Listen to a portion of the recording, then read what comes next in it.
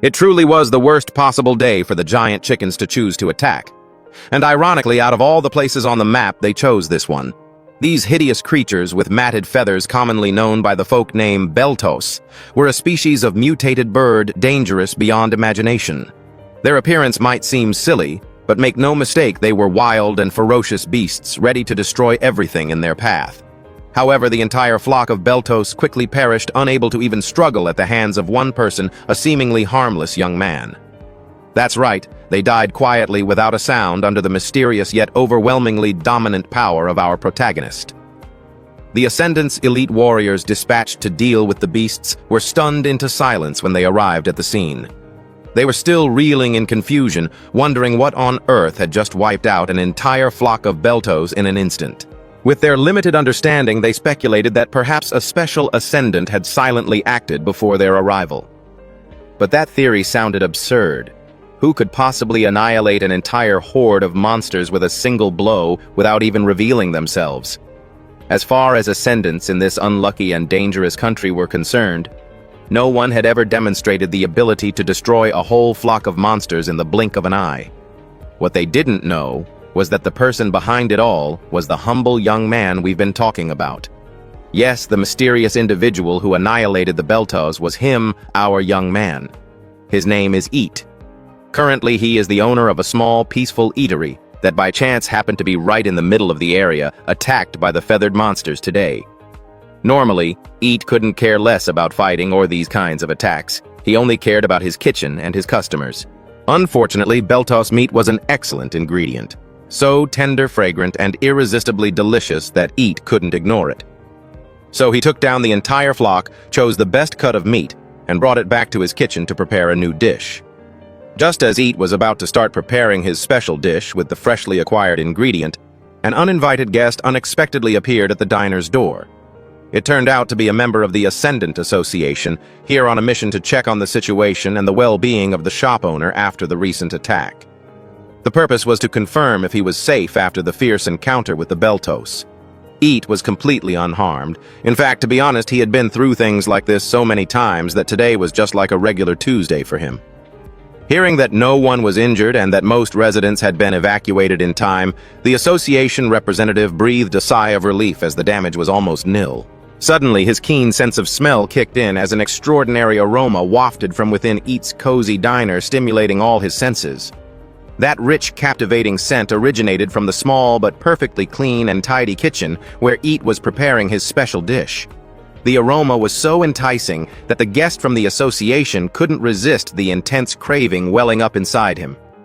And if the restaurant was still open, Eat had no reason to refuse a potential customer, right? Upon stepping inside, the guest was immediately impressed by the clean, tidy, and warm atmosphere, as if he had stepped into a Hollywood movie scene. He instantly felt at home, and shortly after asked to see the menu before ordering. However, contrary to expectations, Eat had no menu. All dishes were created from fresh available ingredients of the day, truly a special of the day. And today, that special was grilled Beltos steak. Just hearing the name of the monster species, the guest immediately became wary. Beltos were the very creatures that had just attacked this area. Of course, the reputation for defeating them was still attributed to Master Go, who was said to have eliminated all 10 of them in mere seconds. Eat didn't correct anything. He just smiled and sent his thanks to the hero.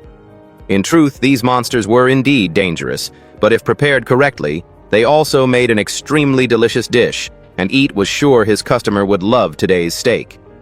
However, upon hearing the word steak, the poor guest became a little anxious. It was usually an expensive dish, and he wasn't sure if he had enough money to pay for it. Meanwhile, Eat said nothing, silently taking a knife and cutting thick, even, and beautiful slices of meat. He seasoned them simply with salt and pepper, subtly yet elegantly, because in his opinion, good meat should speak for itself. While Eat was meticulously preparing this exquisite dish, let's rewind nearly 3 decades to when our young man suddenly woke up in a completely alien world. It was a cursed land teeming with dragons and monsters. In that place, flesh-eating creatures roamed every street. Every step was a bloody battle for survival. Initially, survival was almost impossible, but Eat was fortunate enough to have a rare opportunity. He possessed an extraordinary power, immense enough to make even notorious old dragons tremble. Eventually, he became strong enough to defeat even the Demon King, the tyrannical ruler of that world. And that victory earned him the greatest reward, a ticket back to Earth, the place he had always longed to return to. Unfortunately, the Earth he returned to was no longer the same. It had been ravaged by monsters no less than the world before. Yet nothing could stop Eat from pursuing the dream he had cherished for so many long years. A true retirement, a peaceful, quiet life no longer involved in bloodshed or battles.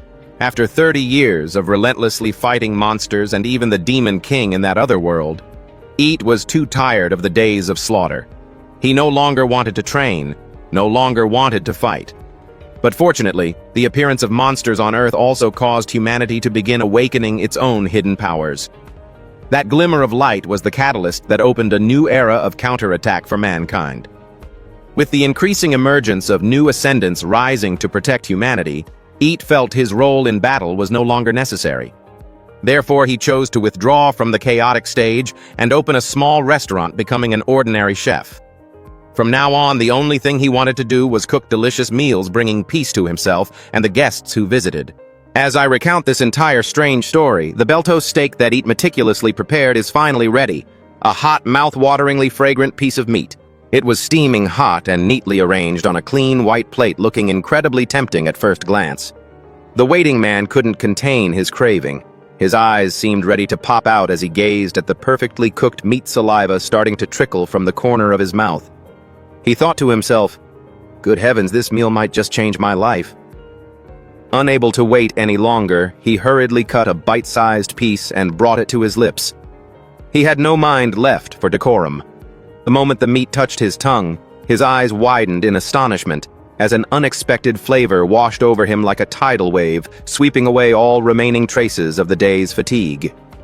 The Belto's meat was so tender and rich, it stunned him. Its natural sweetness blended with a hint of spice and a slightly tangy aftertaste, creating an exquisite culinary symphony. That perfectly grilled steak seemed to soothe his very tired soul. Irresistibly, he quickly moved on to the second piece, as if the first had merely been the opening act to a magnificent concert. And so he continued to eat without pause, each cut a moment of enjoyment, each chew a moment of ecstasy. He ate one piece after another until nothing was left on the plate but traces of sauce. When the plate was clean, he leaned back in his chair, the sweet aftertaste still lingering in his mouth. And just then, as if a dam had broken, memories flooded his mind. Now it was time for him to face the reality of paying for the meal, even though it was so delicious it made one forget the world. Fortunately, Eat's restaurant had a special policy: first-time customers received a significant discount. This took the association representative by surprise. A 5-star meal, yet it was almost free? His earlier fatigue seemed to completely vanish, replaced by a light, refreshing feeling from the inside out. The man felt rejuvenated and silently promised himself he would return to this place to create more memories. However, he still insisted on paying the full price. Seeing his determination, Eat reluctantly agreed and only took $10, a symbolic figure more for hospitality than the actual value of the meal. Happily taking out his wallet to pay before leaving, this special guest made an important offer with a serious expression. He expressed his concern for Eat's safety. In these times, not everyone is an ascendant, and the world is still fraught with danger from monsters. To guard against any unforeseen events, he advised Eat, if anything happens, evacuate immediately. Don't hesitate. Safety always comes first. Not only that, but he also handed Eat a business card in case he needed assistance. He said, "It's truly moving to see such a scene in an area that was once desolate, now thriving again with cafes, markets, and eateries reopening." Before stepping out, he turned back to emphasize once more that Eat just needed to pick up the phone and call, and someone would help immediately. As the man left, Eat watched him silently, his heart full of contemplation. Even though he was a chef who had been through all sorts of battles, he deeply appreciated people like that, those who were still fighting silently to protect ordinary people like him. After that moving moment, Eat went back inside and tasted the steak he had made himself. Just one bite was enough to make him smile with satisfaction. The flavor, temperature, doneness, everything was perfect down to the last detail. Night fell. The light from the small kitchen shone through the glass window, creating a cozy scene, and our young man prepared to close another peaceful day in the life he had fought for with blood and tears. However, before closing up, he decided to make a light snack with the Beltos eggs he had carefully selected that morning. He began to wonder if there was any dish that could truly highlight the unique taste of these eggs. Suddenly, the door burst open violently. A strange man rushed in without a greeting. His face contorted with anger and started yelling at Eat. Of course, Eat had no idea what was happening and could only stare blankly at the man like an uninvited guest. From the jumbled and angry words, Eat gradually understood that this person had come to reclaim something he believed belonged to him. To understand the root of the issue, we need to go back a few hours to the traditional Seus M market, bustling with countless street vendors, selling ingredients everywhere. Eat, at that time, was strolling through the stalls looking for ingredients to stock his restaurant. Since the day monsters became rampant, traditional foods like meat and vegetables had become extremely scarce, forcing people to resort to monster meat as an alternative. However, many people still hesitated at the thought of including monster meat in their meals. Nevertheless, gradually, thanks to its surprisingly delicious taste and affordable price, monster meat began to become a common ingredient in cuisine. That was why the Cell Diamond Monster Market became so famous, as it offered all sorts of monster ingredients from rare to common. In one stall, Eat saw a vendor selling a batch of fresh Beltos eggs. However, even the seller couldn't be entirely sure of their origin, as the eggs of many monster species looked quite similar. But according to the Ascendant Association's temporary certification, they were classified as Beltos eggs. Before paying, Eat used one of his special skills, Insight, to confirm. It was a rare skill he had taken from Canis the Silver Dragon, who was once the lord of the northern mountain range in the old world where he used to fight. This ability allowed him to see the hidden parameters and details of any object, and had been an indispensable tool when he confronted the Demon King. A series of data appeared before Eat's eyes, revealing that among those eggs, only one was genuinely a Beltos egg. The rest belonged to other monster species. Thanks to this, Eat easily detected the seller's trick of mixing fake goods with genuine ones for profit. After carefully selecting, he paid for the necessary eggs. But then another peculiar egg caught his attention because his insight could not read any information from it at all. Realizing something was unusual, Eat decided to buy that mysterious egg as well. Upon returning home, he cracked a Beltos egg and immediately started cooking. He made a simple yet exquisite dish of scrambled eggs, perfectly utilizing the richness and characteristic flavor of the Beltos egg. The mouth-watering aroma and rich taste of the dish suddenly reminded him of the old days where meals were a luxury, and brotherhood was forged amidst life and death battles. The blend of Beltos egg and cow's milk created a soft, sweet, and rich texture, taking him back to cherished memories that had faded into the past. Closing his eyes to savor each bite, he felt as if he were reliving those bygone days. A poignant nostalgia crept into his heart as he thought of his comrades who had fallen. When the meal ended, his gaze turned back to the mysterious egg before which his insight was completely powerless. According to Eat's understanding, dragon artifacts usually couldn't be nullified by monsters of the same kind. Therefore, if his skill couldn't read the egg, it certainly wasn't an ordinary item. Perhaps that was why the insight artifact failed. That egg was clearly not normal. It was a dragon's egg. A crazy coincidence, but Eat had indeed unintentionally picked up a rare dragon egg. While Eat was still considering what dish to make from the egg, the restaurant door suddenly burst open. A red-haired man radiating an aggressive aura stormed in unannounced. He roared, demanding back what rightfully belonged to him. In that instant, Eat sensed something very unusual. Just like with the dragon egg, the insight artifact couldn't display any information about this stranger. At that moment, everything became clear. This person was a dragon in human form. When Eat calmly asked about his true identity, the red-haired man immediately flew into a rage. Flames erupted around his body as he angrily questioned how the human could know that. Eat then warned him to keep calm if he didn't want to burn down the entire restaurant. But the dragon insisted on an explanation. Not wanting his clean restaurant to turn into a pile of ashes, Eat had to admit he possessed the insight artifact, which allowed him to see the parameters of all creatures except dragons. The red-haired man reacted with immediate surprise, asking how Eat could have such a rare artifact.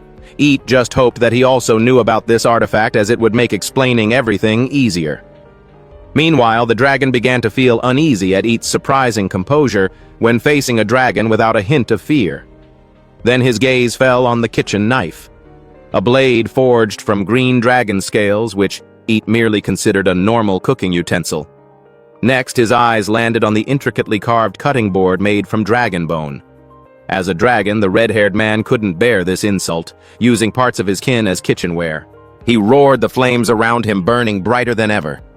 Eat just sighed, feeling tired, knowing he was about to face another troublesome situation. The dragon could no longer maintain his composure and launched a massive blue fireball towards Eat. But our young man didn't panic. He calmly picked up a nearby frying pan, an ordinary pan he used for frying eggs. Then he swung the pan, deflecting the fireball with a perfect flick of his wrist. Utilizing his divine speed, Eat rushed forward and slapped the dragon hard across the face with the same pan, a decisive and powerful blow. That strike unintentionally triggered buried memories in the dragon. A familiar voice from the past echoed in his mind. Everything flashed back to the past where the old world was still ruled by the Demon King. Eat had once appeared before the mighty Dragon King to demand his artifact. He was urgently hunting the Demon King and had no time for negotiations. At that time, the red-haired dragon was just a child, and his father was the true owner of the artifact. But when the father refused to give it up, the son understood that his family's fate was sealed, because the person standing before them was Miro Lacus, a name that had once shaken the entire continent. Back in the present, Eat coldly ordered the dragon to clean the floor before things got out of control.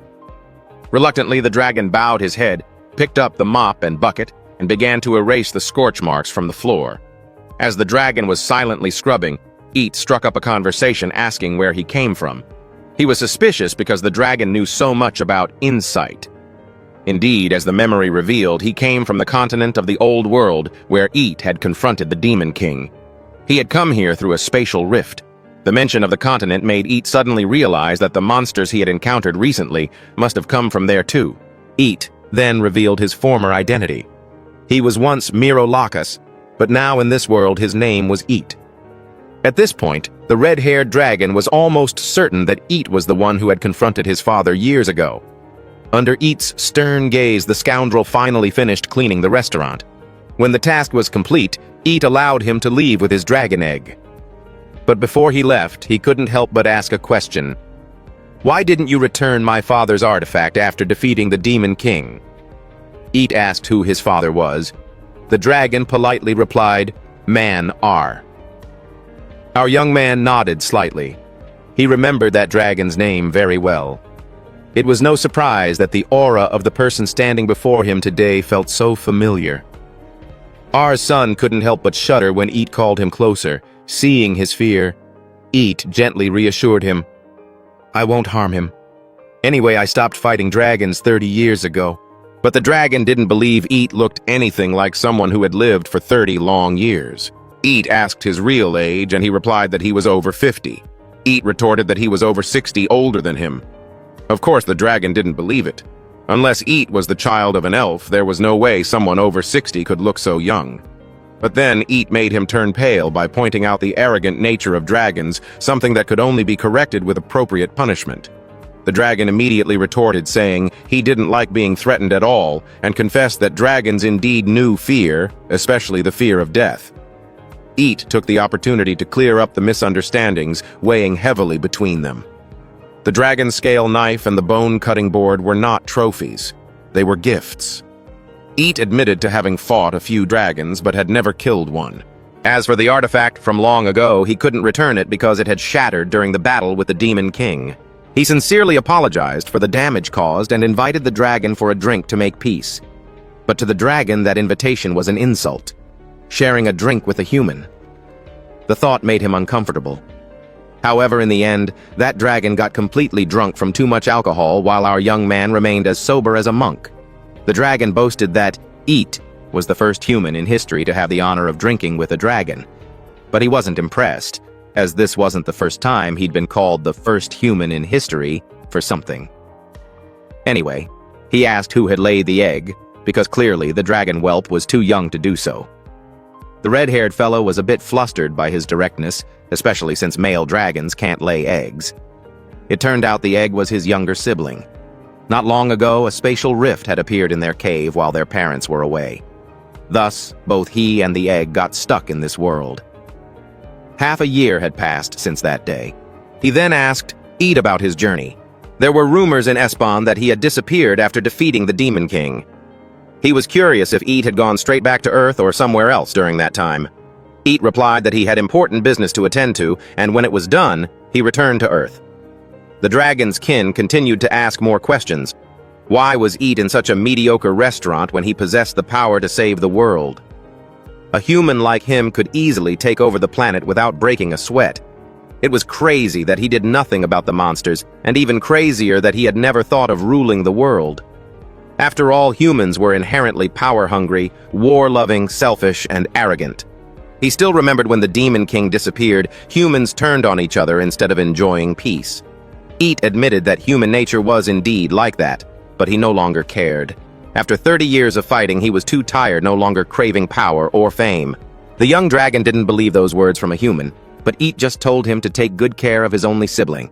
Yes, you could see how much the red-haired fellow loved his sibling by the way he held the egg in his hands. Not long after the egg hatched, and the little dragon girl finally broke free from her cramped shell to spread her wings and learn to fly. Eat asked the red-haired fellow if he had named the little girl yet. It seemed he hadn't thought about it, so for now he still called her newly hatched baby. Eat asked further, "Is she a boy or a girl?" The red-haired fellow grumbled in reply, "She's female." It seemed our young man was starting to grow fond of the little girl. Looking closely, she looked like a sparrow, just with a few small teeth, which made him think that dragons might be omnivores from birth. The red-haired fellow was clearly very happy to have an adorable little sister as a companion in this strange world. Speaking of the world, Eat asked if they had anywhere to call home on this planet, but he didn't answer immediately. Perhaps that meant they were just wanderers. As I guessed, my young man was about to invite them to stay at the restaurant, but only if they truly had nowhere else to go. Meanwhile, in another world on the continent, there was once a fierce storm that brought with it migrating demons. The scent of battle still lingered in every gust of wind, awakening nostalgic memories in a character with long, shining hair. That person happily whispered the name Miro last, remembering the last time they had drunk together. Back in our little restaurant, that young man had prepared a hamburger steak that looked truly appetizing. After feeding the two dragon siblings until they were full, he asked if they were about to leave. As part of the diner's custom, he didn't charge for the meal, even though it normally cost $10. Hearing this, the red-haired fellow curiously asked if the restaurant provided lodging, implying he was homeless. Even though he was a powerful dragon, inflation these days was more dangerous than a sharp sword. Eat understood his plight. Thrown into a strange world, a proud dragon would surely feel lonely. And for Eat, witnessing a weakened dragon was a rare sight. He believed that scene would drive scholars in another world mad. The son of Yunrek then offered a 4th-grade magic stone, a treasure even in the human world. But when Eat saw it was the fellow's memento, our young man couldn't help but laugh. As for the newborn dragon girl, she seemed to have a bottomless stomach and kept asking for more food. Eat continued to feed her, thinking that living in this world and taking care of a baby dragon was even harder than survival. In a way, he missed the old world, missed the voice of the friend he used to drink with. A tinge of regret crept into him as he would never see that girl again. Although he said he wouldn't let them stay, Eat had actually decided to let the two dragon siblings stay for a few days, free of charge, as a way to fill the loneliness in his own heart. The red-haired fellow felt pressured by how much the young man had helped him and didn't know how to repay the kindness. Eat thought for a moment, then pointed downwards, opening a spatial gate. A sub-dimension belonging to him. Kassam, an immortal elf, welcomed the king after so many days apart. I must say this elf was quite eccentric and used to be a low-rank monster, but his special trait was that he couldn't die in the sub-dimension and was the manager of Eat's dimensional domain. Sam respectfully called him king, but Eat didn't like royal titles. He kept things simple. Sam asked what he was looking for, and he requested a check on the number of magic stones remaining in the domain.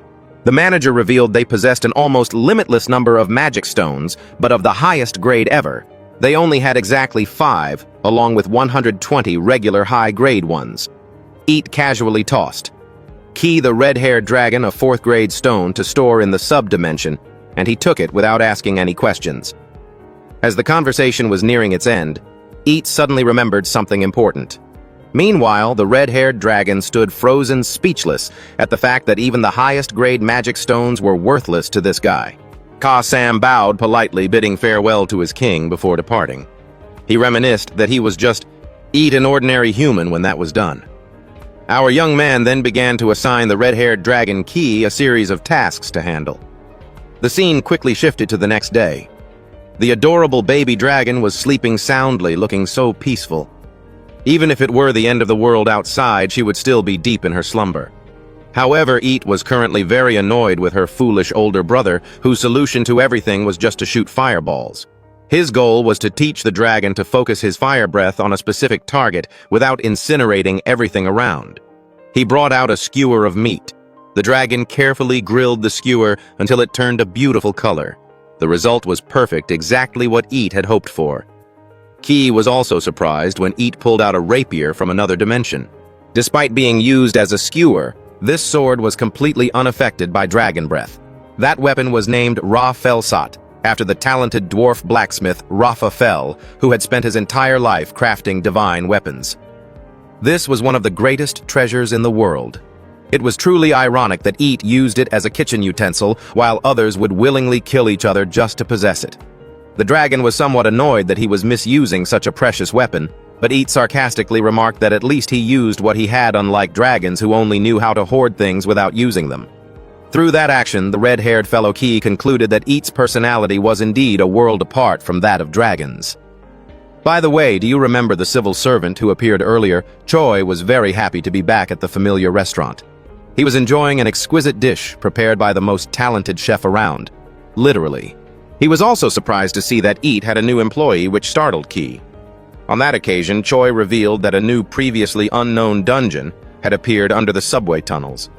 Because of this, Seodamun was recruiting ascendant hunters to deal with the threat. So what were dungeons, and how were they formed? Eat pondered that they were places that stored monsters, and also served as gates connecting different dimensions through spatial rifts. That was also how Eat had arrived in this world, similar to how Key, son of Equin Rake Man R, had arrived. He asked about the dungeon's difficulty, and learned it was at least level 5. This meant that Master Go Kim Sang-ho and the Genkaku team would be dispatched to handle the danger at Seodamun. He was the one who had appeared at the beginning of the story. In the Shinchan area, a person named Troll would lead the team, a name Eat himself had never heard. It turned out Seodamun was protected by the Mage Guild, while Shinchan was under the protection of the Ice Witch, who according to Eat's senses bore a resemblance to SDS in a Kamgaken. Anyway, Choi also mentioned that a backup team would be deployed as a precaution, which was why they needed more candidates. He sighed that every time he saw recruitment news for dungeons, his heart broke. Unfortunately, not everyone was qualified to become an ascendant. Only the most elite had the chance. But most of them had families and couldn't participate due to the high risks. In a way, he thought living a normal life was better having a stable job without risking one's life. Realizing he was late, he ended the conversation and thanked Eat for the wonderful meal as always. Kai even felt proud to receive praise for the dish he helped make. Key wondered if he should go out and buy more Idaho meat to reinvest in the business. Thinking this, he went to the market to buy ingredients. While walking and chatting with the butcher, Eat heard an announcement recruiting for a raid group. The person making the announcement from afar looked very much like someone he had met before. It was Sang-ho, a member of the Mage Guild, a second-rank ascendant warrior. Clearly what Choi said was true. They were indeed looking for people. Speaking of groups in this world, attack teams were called raid groups, just like the system in the RPG games Eat used to love. This world was now no different from a fantasy game, so the rules were very easy to understand. But that wasn't all. If you've played the game Marvel Revance recently, you might recognize that there are many DPS players, while tanks and healers are extremely scarce. This situation also occurred here. Damage-dealing roles were saturated, while reliable tanks and healers were extremely rare. Therefore, not everyone had the chance to join a raid team, especially DPS players. That scene reminded Eat of the civil servant's lament about the difficult lives of those who weren't outstanding. But at that moment, Eat thought that fellow should worry about himself first instead of others. At the same time, a man rummaged through his wallet and realized there wasn't a single coin left. His wallet had been empty even before. He was disappointed and sad because there was nothing left to do. He returned home in a dejected mood looking for Key but couldn't find him. However, the kitchen was surprisingly clean, a promising sign. Suddenly, the man from before entered Eat's restaurant. He came in with a worried expression. The man was even timid when he asked for a bowl of ramen. However, Eat, being a kind-hearted person, smiled and said it was absolutely no problem. In his mind, he silently reflected on how ramen had always been a cheap option for over 3 decades, even though inflation had made simple dishes much more luxurious. The man hesitantly asked the price of a bowl of ramen, leading Eat to gently reveal it was only $2. Hearing that, the man's face lit up like a child's, and he immediately ordered 5 bowls without hesitation. Eat couldn't help but be surprised, genuinely impressed by this strange customer's kung appetite. But a feeling in him warned that something was off. Eat silently activated his insight skill, allowing him to see the other person's true intentions, and discovered this person's class was Food God. Although it seemed strange, Eat was quite familiar with this skill because a former teammate had possessed it. It was an ability that enhanced strength through eating. If the user continuously consumed high-level monsters, they could achieve a physique and strength comparable to Mr. Olympia. However, this skill was very difficult to develop in the early stages and only truly manifested when digesting high-ranking creatures. The possessor also had to frequently face hunger, though that would gradually improve with level and skill proficiency. Nevertheless, Eat realized that this guy was still too weak to tap into the true potential of his class. With a touch of madness, Eat decided to serve him a super large bowl of ramen. It came with grilled thao meat, a luxurious side dish. What was special was that Eat even added the expensive thao meat as a complimentary gift. This small act somewhat reflected Eat's kind heart, understanding that some were struggling to survive in this harsh world. If Eat had a different personality, he might have ignored him. But this time he hoped it would help the man grow stronger. He also revealed that the first meal of the day was free, although he only charged for the meat, not the ramen. The man didn't hesitate and immediately tasted a piece of the fragrant meat. Its exquisite flavor made him feel like he was melting with every breath. He could hardly believe meat could be so tender and flavorful. Next, he carefully picked up a large mouthful of noodles and tried them. And just like that, he finished the entire bowl, leaving nothing behind. Every strand of noodle, every piece of meat was savored as if it were his last. His mood clearly improved. The man bowed his head, thanking the wonderful chef for his rare kindness. As he was about to take out his wallet to pay, a pile of things from his bag unexpectedly fell to the floor. The sudden noise made everyone in the restaurant turn their eyes towards him. From the pile, Eat quietly picked up a tie and then accepted the payment as if nothing had happened. The man hurriedly left, but not without promising he would return. Watching his receding figure and old-fashioned attire, Eat had a strange premonition. He wondered if this fellow carried a tie just to impress someone. That story made Eat understand even more about human difficulties in troubled times. Not long after, the poor man accidentally stumbled upon a space portal while strolling down the street. The portal hovered in mid-air, emitting a strange light as if signaling imminent danger.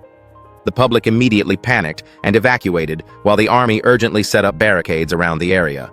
And that very man was also called to battle as an awakened. However, when asked about his rank, his answer disappointed the entire support team. He explained that he only had skills related to eating, which were completely useless in a high-level battle like this. Even the strongest warriors had been seriously injured, so they couldn't risk bringing along mediocre awakened individuals. The man was asked to retreat to a safe place, but as he turned around, he was surprised to see one of the healers was his own daughter. Shocked, he immediately ran to her with a worried face. He scolded Mayan for venturing into such a dangerous place when she should have been at school focusing on her studies. Mayan was confused as to why her father was there, even seeming not to need his help. She angrily scolded him, saying that, apart from his ability to eat and do menial tasks, he couldn't help with anything. He didn't even visit home, so what was he worried about now? Her heart was filled with resentment, not only because of the burden of tuition fees, but also because his appearance made her look even worse in front of everyone. As she pushed him away, the box containing the tie fell to the ground, a testament to his hopeless attempt to impress. Megan coldly reminded her father that he didn't even have a weapon to defend himself. Just then, Mage Sang-ho appeared and quickly neutralized the threat from the dungeon. Although the battle was over, the aftermath was still severe and required the help of healers. Therefore, Mei Zhen immediately ran to treat the injured without looking back. Standing in the now quiet battlefield, the father felt completely helpless and utterly useless. The scene shifts to our young man Eat, as he quietly cleans his sword while sharing his thoughts on the class system in this world. A class represents a specific type of ability, he said. To achieve mastery, a learner must go through 5 stages from basic to master. He continued to explain the school system dedicated to the awakened, where they were trained much like an academy, but more specialized.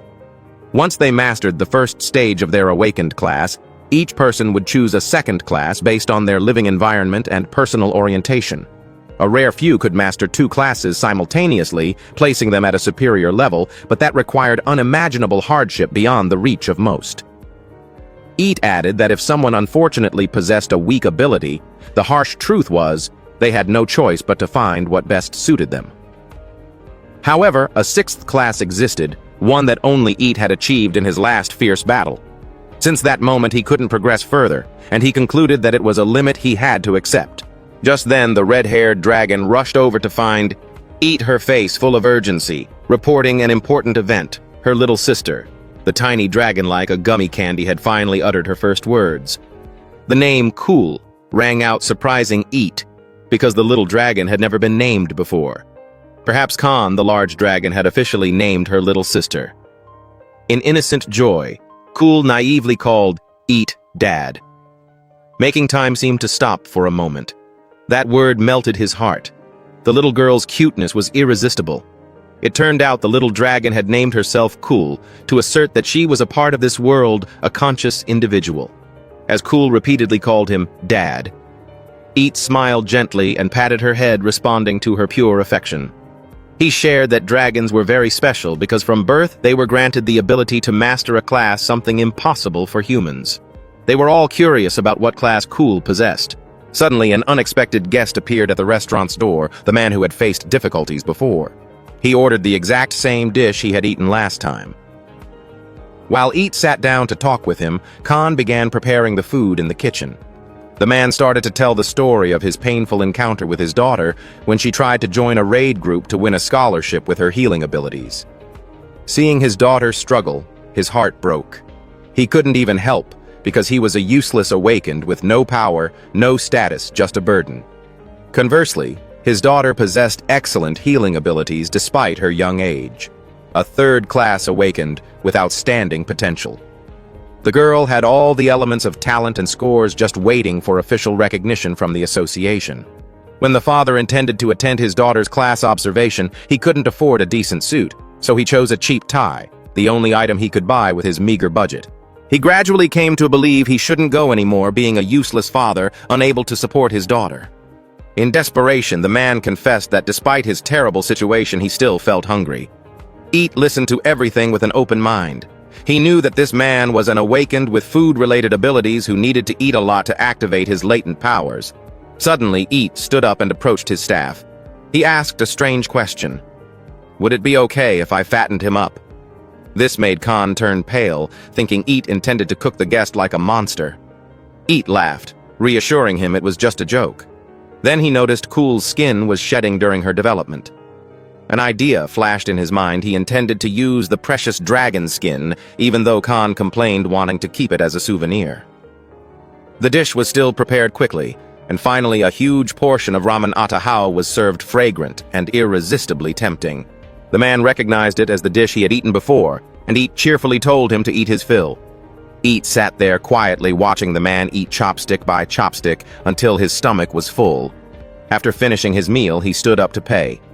Before leaving, the man bowed his head and thanked Eat for listening when he needed it most. Eat saw him to the door, leaving him with a philosophical message that everyone should remember. Life is already hard for everyone, he said, but it's easier if we persevere with what we can do well. He encouraged the man to keep trying, and that this restaurant and Eat himself would always be a support if he needed it. Eat gave a warm smile as he saw him out. He didn't tell anyone that he had secretly added dragon skin to the dish, which could greatly affect the man's development in the future. Khan, who witnessed the whole thing, didn't understand why Eat would help a stranger so much. Eat patted Cool's head and said, "It's because of my father who lived a hard life, and perhaps that's what makes me unable to ignore it." In the next scene, the man quietly returns home after a long day. He opens the door and sees his daughter Meijin sound asleep. He notices the tie he had bought had been brought back by her and placed carefully in her room. The poor girl burst into tears, apologizing for the hurtful words she had said to her father. He gently hugged his daughter, also apologizing, his voice trembling.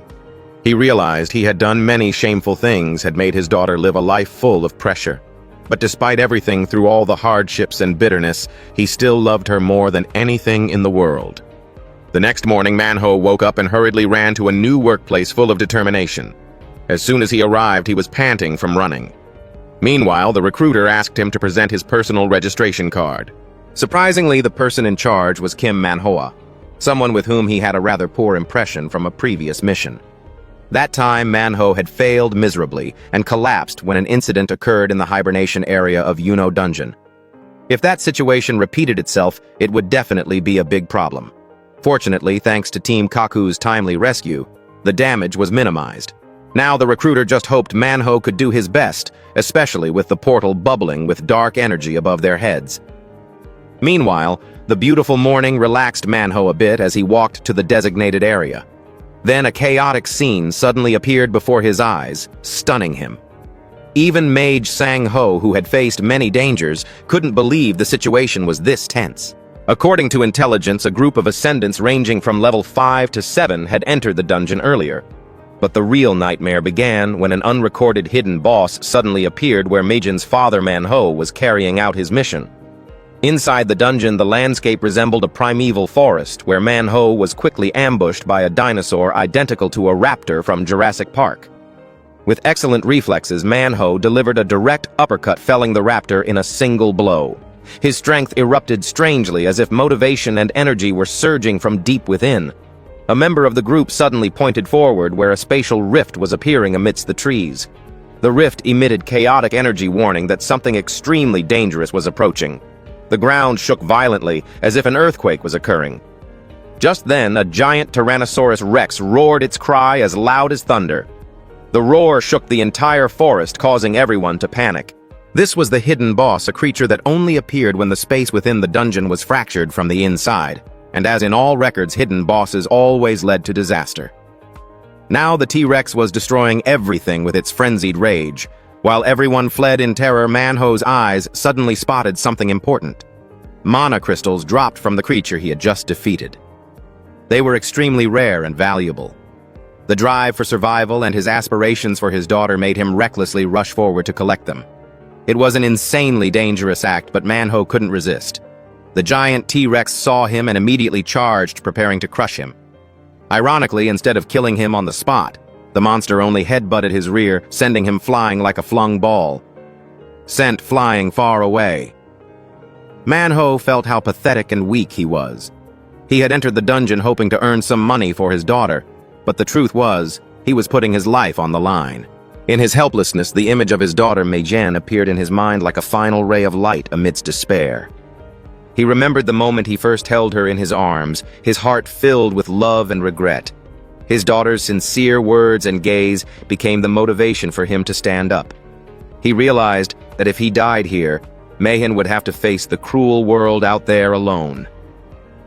With rekindled steel in his spirit, he stood up, trembling but firm, and faced the T-Rex directly. Despite confronting a creature many times more ferocious and powerful, Manhwa did not back down. He refused to accept the cruel reality that he had no chance of winning. His indomitable spirit blazed like fire. Manhwa channeled all his strength into a decisive punch. That punch aimed straight for the monster's mouth like a critical blow. And then an unexpected phenomenon occurred. He was notified of a level up immediately after the strike. He had evolved to a new level, no longer feeling hungry, pained, or weak. Even the T-Rex was stunned by the sudden transformation of this small human. It decided to end it all with a powerful lunge to swallow its opponent. But unbelievably, Manhwa used both hands to stop the giant monster's charge. Though being pushed back, he held his ground, not allowing himself to lose. He was determined to hold this defensive position for as long as possible, waiting for reinforcements. And then, good news arrived. The Mage Master Go and his team appeared just in time after receiving a warning about the hidden boss. The sight of an ordinary man stopping a second-ranked T-Rex astounded the entire team. Master Go immediately praised Manhwa for his extraordinary courage. He even expressed his intention to ask for Manhwa's contact information after the battle ended. Upon examination, they discovered that Manhwa's skill set had evolved into the Shin class, meaning he could now not only defend like a tank, but also possessed offensive power like a DPS. A rare combination of abilities not unlike combining Mr. Fantastic and Wolverine from Marvel. As for our young man, Eat, he was silently observing from the outside, his face lit with joy knowing that Manhwa had evolved to Class 3. It was a good thing overall, because thanks to the timely support of the Mage Guild, the entire team managed to evacuate, buying enough time to fight, and then safely return to the restaurant. Meanwhile, our adorable little gummy bear Cool was yawning widely from sleepiness, her small tail wrapped around Eat, as if seeking support. News of the hidden boss's defeat quickly spread everywhere. In it, Manhwa was hailed as the hero who saved the team from annihilation. He had bravely resisted the boss's special skill, breaking his limits to ascend to Class 3. He was honored as the MVP of the raid, appearing proudly in newspapers, and especially in the radiant eyes of his daughter, who had never been prouder. The Ascendant Association also didn't ignore him. They decided to give him a worthy evaluation and a large compensation for his contributions in the recent raid. Eat gently picked up the little dragon girl, wondering if she was secretly reading the newspaper as her weight seemed to have increased considerably. Nevertheless, she still hugged him and called him Dad in an incredibly sweet way. Although Eat had tried to deny that role many times, her innocent, sparkling eyes completely defeated him. He could never win against this unexpected daughter. Meanwhile, the news continued to report on another incident causing public uproar. A strange thief was giving merchants a headache. He was rampant in the Seodamun area, showing a peculiar preference for shiny objects. Moreover, he had been continuously stealing low-grade mana crystals at an alarming rate, to the point where the association was forced to intervene. The broadcast ended with a warning to be wary of this thief, until he was caught. Eat, however, seemed quite interested in this story, as if it were an entertainment program. He even froze when Cool brought him a cool glass of water, an unexpected act of kindness that also made viewers feel a little worried. But before Eat could drink, Key rushed in to intervene immediately, like a hero in the nick of time. The reason was that the glass of water contained countless bacteria, a detail Eat couldn't have expected. It turned out Cool had learned about well water from some illustrated book. It sounded harmless, but the surprise was that she couldn't distinguish between well water and toilet water. Eat's expression instantly changed to, "What the?" in a split second, realizing he was just a second away from drinking that deadly glass of water.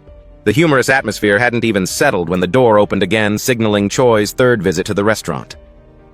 This time, he was greatly surprised by the kalguksu Eat had just made. Its flavor was much richer than before. Not long after, Manhwa also arrived, but this time he looked very different. He wasn't alone. He brought a friend. It was the captain of the Mage Guild, who had heard many stories about the restaurant and the mysterious owner behind it. Choi immediately sprang to his feet with a mixture of surprise and respect, unable to hide the excitement on his face. In contrast, the Mage Guild captain seemed a bit disappointed to find an association representative eating in a place like this. That representative was equally surprised to learn that Manhwa had a close relationship with the Mage Guild. Moreover, Manhwa now had a completely new identity, the Red Shin Warrior, who had just performed excellently in a recent raid. From the conversation, Eat realized that after doing something outstanding, people were given a new name associated with their reputation. Manhwa couldn't hide his gratitude towards Eat, who had extended a welcoming hand when he had nothing. Eat also frankly shared that he had been looking forward to Manhwa's visit, and as always, ramen was the familiar choice for this young man. As for the Mage Guild captain, he also wanted to try the same dish, and the food was quickly served. The meal was brought out, and Manhwa finished it in one go, as if it were a familiar thing he had been waiting for a long time. Manhwa's refined palate impressed the captain, who nodded in approval. After the meal, he gently advised Manhwa to visit his daughter's school. Since it would take a while to digest, he allowed Manhwa a day off, no need to linger. And so, Manhwa left.